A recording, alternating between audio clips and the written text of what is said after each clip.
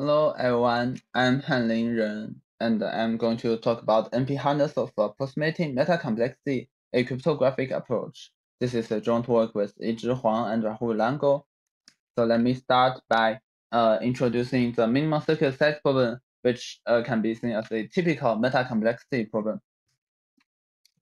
You can also call this problem MCSP.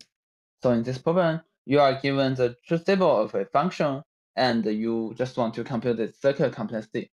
More formally, you are given as input the truth table of a function and a set parameter as.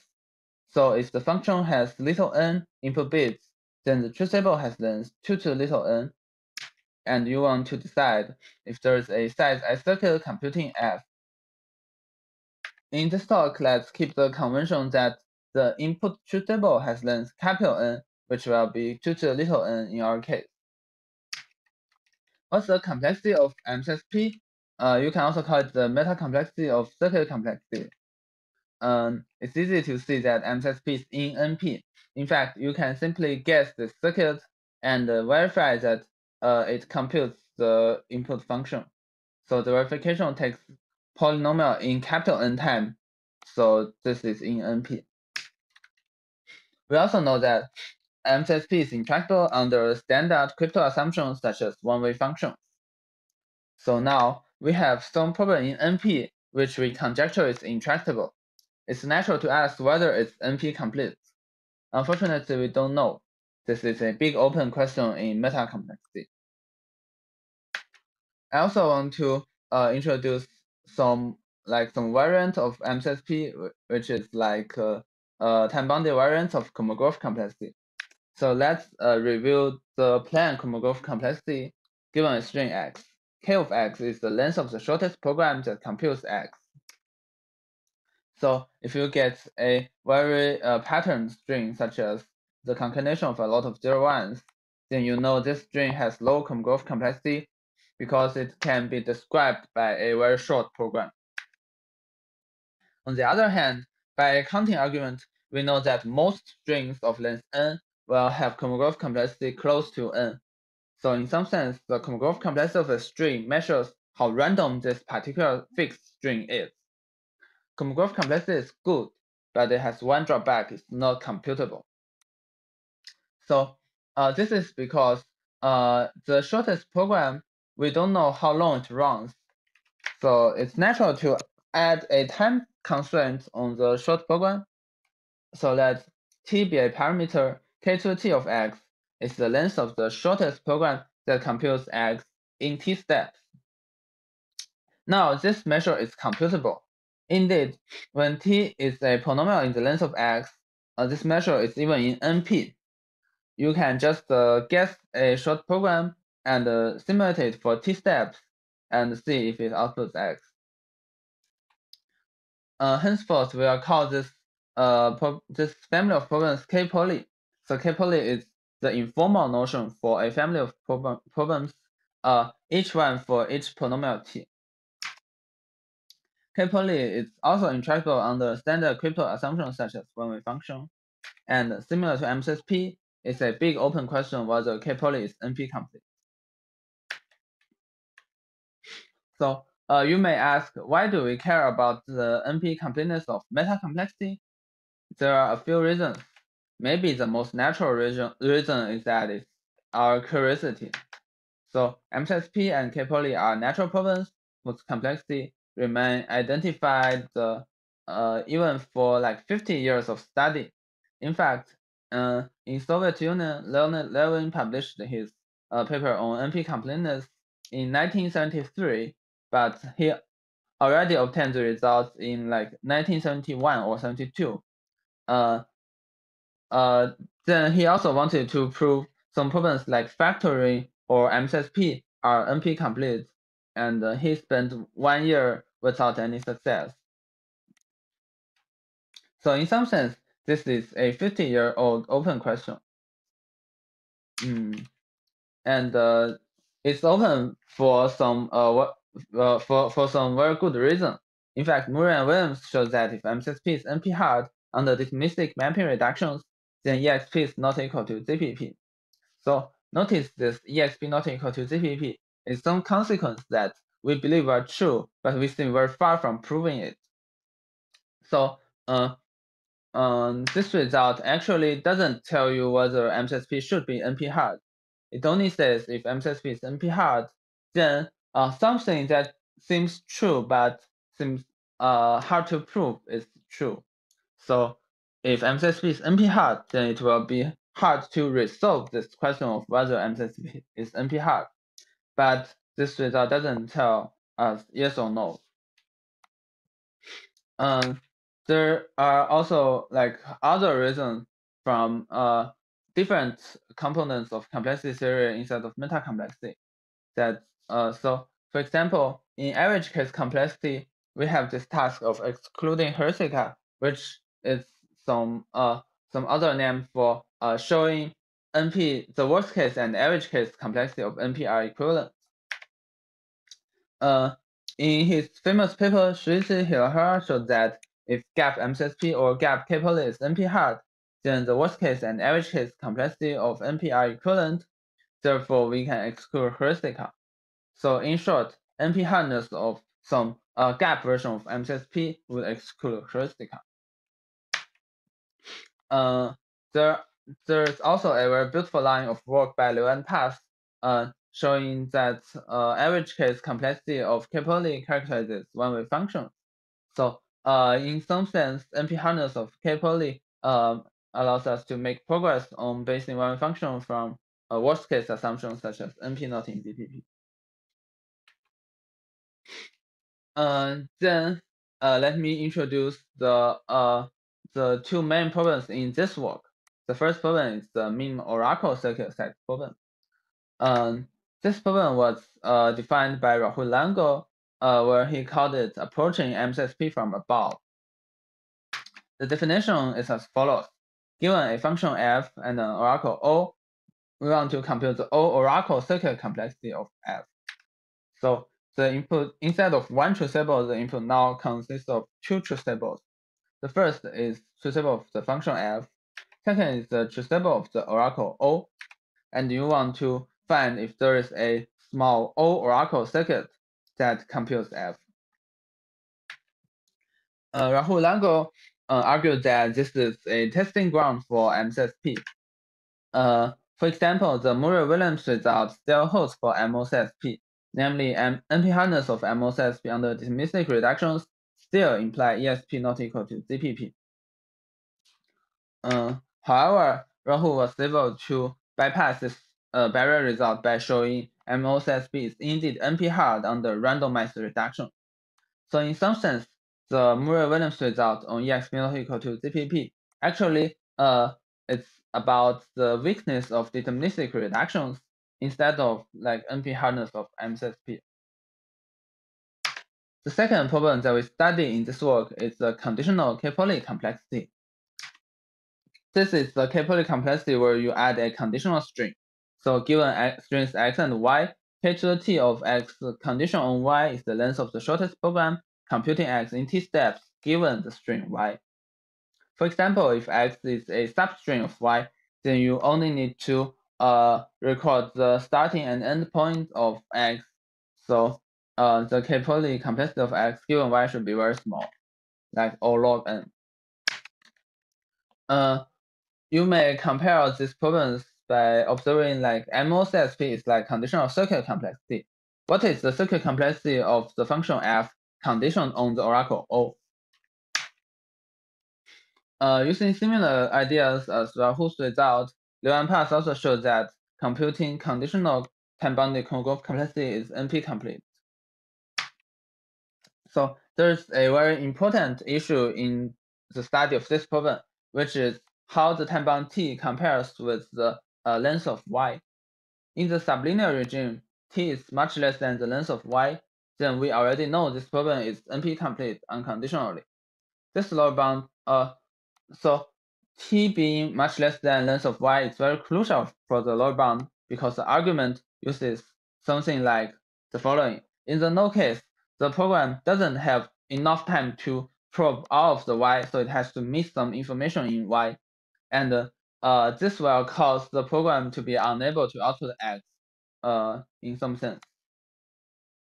So what's known about the superlinear regime where T is much larger than the length of Y? So now the program can read all of Y and NP completeness is unknown. And this is unknown for some another reason. Yizhi here shows that in certain parameter settings, the NP completeness of superlinear regime conditional time-bounded Kolmogorov complexity still implies worst-case to average-case reduction for NP, which means it still excludes heuristica. So this is some improvement over his previous result, showing the unconditional version of K-poly being NP-hard would also exclude heuristica. So this problem has this dichotomy in some sense, where sublinear regime NP completeness is known, but in the superlinear regime, NP completeness is unknown and would have good consequences in average case complexity. Another aspect I want to emphasize is the hardness of approximation in the previous result. For example, Yizhi here result shows that if gap MSSP is NP-hard, then we can exclude heuristica. What is gap MSSP? In the gap, yes instances are complexity at most S, and no instances are complexity at least 2 to 1 minus epsilon times n times S. So gap MSSP is a problem of distinguish between yes and no instances with this complexity gap. We can see that this is a very large complexity gap because every function has circuits of size 2 to n, and this gap 2 to 1 minus epsilon n is very close to the trivial gap 2 to n.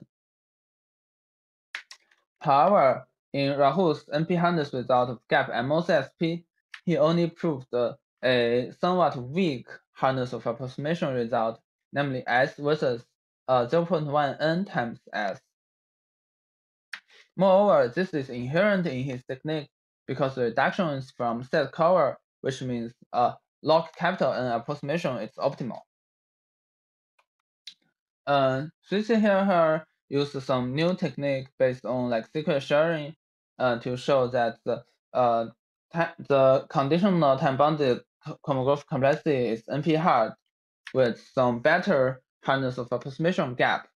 So this gap is capital N to the 1 over or log n, and it comes from some problem called minimum monotone satisfying assignment, for which this gap is the current state of the art. So to compare this gap with the previous gaps, you can plug in capital N to be 2 to little n, and this gap is 2 to n over O log n, and this is much better than Rahul's result 0.1 n. However, it still falls short in the previous regime of Yizhi here paper, where we need 2 to 1 minus epsilon n for an arbitrarily small epsilon. So now, let me tell you about our results. We have following two results. The first result is that under plausible crypto assumptions, gap k to the t x condition on y is NP-hard to approximate in the superlinear regime. So let me first emphasize the approximation gap. It's NP-hard to distinguish between conditional K-poly complexity being capital N to epsilon and the complexity being nearly the maximum one. So this is much better than the previous results. The second aspect I want to emphasize is that this is in superlinear regime, and this shows that in some sense, Yizhi here program of excluding heuristica is actually viable. That is, under plausible crypto assumptions, the problem whose NP-hardness excludes heuristica is indeed NP-hard. Let me also emphasize that this result is not helpful for excluding heuristica because we are already assuming crypto assumptions which are much stronger than excluding heuristica. However, we still think this is some important information regarding the complexity of this meta-complexity problem, conditional time-bounded Kolmogorov complexity. The information is that its NP completeness is sandwiched between the two assumptions. The first assumption is the strong crypto assumption we assume, And the second assumption is the average case hardness of NP. Second, we have an unconditional result on gap MOCSP. So we show that gap MOCSP is unconditionally NP hard with near optimal hardness of approximation. This approximation gap is something like S versus 2 to 1 minus epsilon n times S, which matches the gap needed by Yizhi Fox 18 result, and it's also much better than the previous result. In particular, the previous state of the art is only 0.1 n by Rahul Ilango. This is not the best gap we get. Actually, we get something more extreme. In the yes case, the traceable F is computable by oracle circuits of size S, and in the no case, its average case hard against size 2 to 1 minus epsilon n times S, which means any oracle circuit of this size can only compute the traceable correctly on like 51% of inputs. So it's NP hard to distinguish between the yes case where the traceables are worst case easy and the no case where the traceables are average case hard. Now let me tell you some of our techniques, because in our title we have this cryptographic approach. I want to tell you the cryptographic primitive that we use. It's witness encryption. So roughly speaking, witness encryption allows you to encrypt using a public set instance. For example, the instance might be an encoding of the Riemann hypothesis. So what you can get is you can encode some secret using Riemann hypothesis, which is public, and everyone who can prove the Riemann hypothesis can decrypt the secret. Otherwise, he cannot. So the precise definition is as follows. It has two algorithms. The first algorithm is encryption given a set instance phi and a message and some randomness and outputs some ciphertext. Then decryption, given the set instance phi, a satisfying assignment alpha of phi and some ciphertext, it outputs the message. So in this talk, let's assume that encryption is randomized but decryption is deterministic. So the correctness says if alpha is indeed a satisfying assignment of phi, then the decryption should output the correct message. The security says if phi is unsatisfiable, then the encryption of 0 and the encryption of 1 should be computationally indistinguishable. Notice that these two definitions say nothing about the case where phi is satisfiable, but we don't know about alpha, a satisfying assignment. But it's already useful in our case. So roughly speaking, in the NP-hardness reduction, if phi is satisfiable, then we use correctness to argue that the conditional time-bounded growth complexity is small. If phi is unsatisfiable, then we use security to argue that the conditional time-bounded growth complexity is large. So now let me present the reduction. It's super simple. Given an instance phi, we want to reduce it to a pair of strings x and y. X is just a random message of length n to 100, where n is the number of inputs of phi. Y is just the encryption of x using phi. For technical reasons, we can also add phi into y, but that's not important. So y is just the encryption of x. If phi is satisfiable, then given any witness alpha, we can decrypt x from phi alpha and the ciphertext, which means the conditional k-poly complexity of x given y is like at most the length of alpha plus some constant. So xy is a yes instance. If phi is unsatisfiable, then we want to show that xy is a no instance. Suppose that the conditional k-poly complexity of x given y is small, then intuitively we have some way of non-trivially guessing x, which is randomly sample a program of this length and run its condition on y, and then we get some non-trivial estimation of x. Then somehow we can show that this breaks the security of witness encryption. So I wouldn't go into the proof details here, but the intuition should be clear. k-poly being small gives you some non-trivial information of X, and this is not allowed by the security of witness encryption. I also want to present our second result, which is about MOCSP. This result will use Oracle witness encryption. We don't know if witness encryption unconditionally exists, but we can unconditionally construct witness encryption in some Oracle words, and that will be helpful for proving our unconditional result for MOCSP. In the Oracle witness encryption, everybody has access to some specifically designed Oracle O, and the correctness says decryption can use Oracle O and still recover the message. Security says if phi is unsatisfiable, then the encryption of 0 and the encryption of 1 are computationally indistinguishable. However, here, the notion of computationally indistinguishable states that unless you query like exponentially many entries in O, you cannot distinguish between these two distributions. So there are some caveats such as the fan-in of the Oracle O should only depend on the security parameter lambda instead of the size of the instance phi, or the Oracle length will be polynomial in the description length of phi, and we somehow need exponential security. But these are just the minor details. So we will have two steps. The first step is to design O carefully and so that Oracle witness encryption unconditionally exists. The second step is to show if Oracle witness encryption exists, then MOCSP is NP-hard with the largest possible approximation gap. Let me implement the second step first.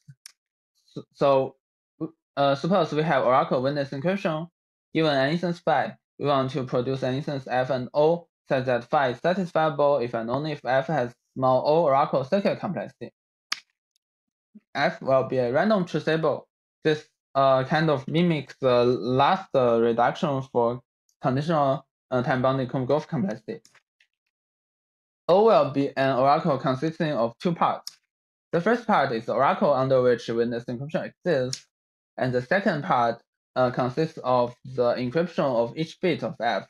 So for each I, we encrypt Fi using phi, and then store the encrypted ciphertext into O. So O will consist of the two parts, O1 and O2.